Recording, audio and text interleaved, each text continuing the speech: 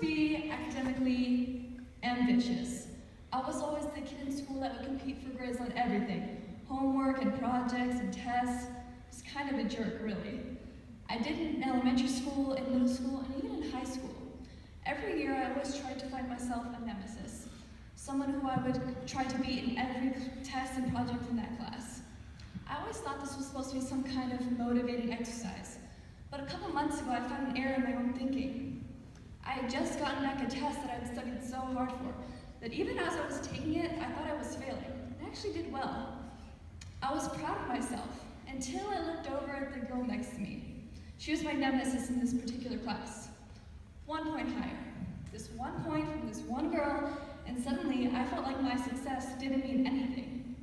I had to stop and ask myself, why do I think this way? Why do my successes only matter if I do better than her? And why do I feel like I'm failing if I don't do better than her? I knew it wasn't true that we couldn't both succeed in the class, but I couldn't shake this feeling of resentment. The reason I felt that way was because of competition. Competition is everywhere in our society. Of course, it's not all bad. Our entire economic system is based on the idea that businesses will spend all their time and money creating a better or a cheaper product just so one customer can say, you're better than the competitor across the street. We build halls of fame and print world record books just so we can show who is the best, or at least better than those who came before them. It's every day too, when we watch sports, when I compare my tests to the girl next to me, when we see someone spend thousands of dollars buying a big house or a fast car just so that they can show their neighbor or their coworker that they're better than them. But one of the most intense arenas of competition that exists is the competition between women. I'm sure we've all heard some sort of phrase, whether it be from a sitcom or a teacher. It starts with, I don't really have many girlfriends. They're too competitive, catty, cutthroat, and a bunch of other synonyms that aren't really appropriate for this venue. We have to ask ourselves, why are women so competitive? What are they competing for?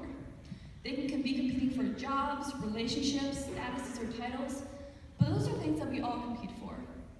What makes a difference is that women are competing for the right to exist in the professional world, to be valued, and to even be considered. Because in some ways, women are still a diversity quota or a token.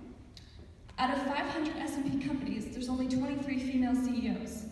Only 20% of our nation's Congress is female, when half of the population is female.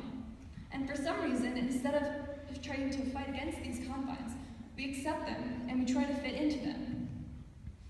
So when it comes to you and the girl next to you, and who's going to be part of those 23 women, or that 20%, you have to ask, is it going to be me, or is it going to be her? And it's natural to want to choose yourself.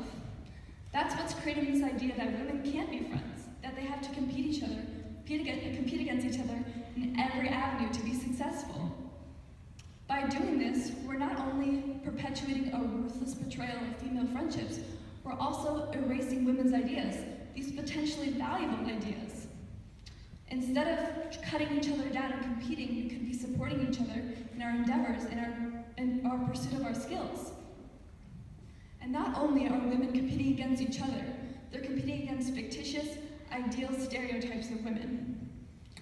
In order to be the best woman and to be successful, you have to be the prettiest, the kindest, the smartest, the most qualified. And when the time comes, you're going to have to be the perfect wife, mother, and working woman, all at the same time. No pressure.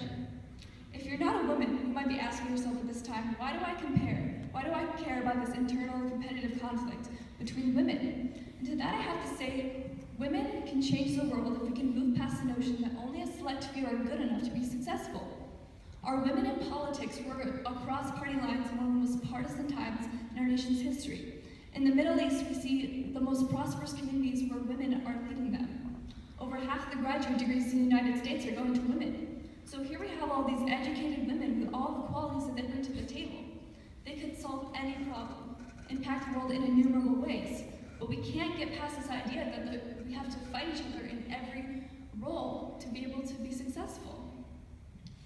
That's why one of the questions I had to ask myself when I was sitting and staring at the test, staring at the girl next to me was, if she's succeeding, am I failing?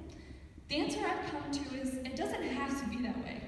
We don't have to have this cutthroat win-lose situation with every interaction.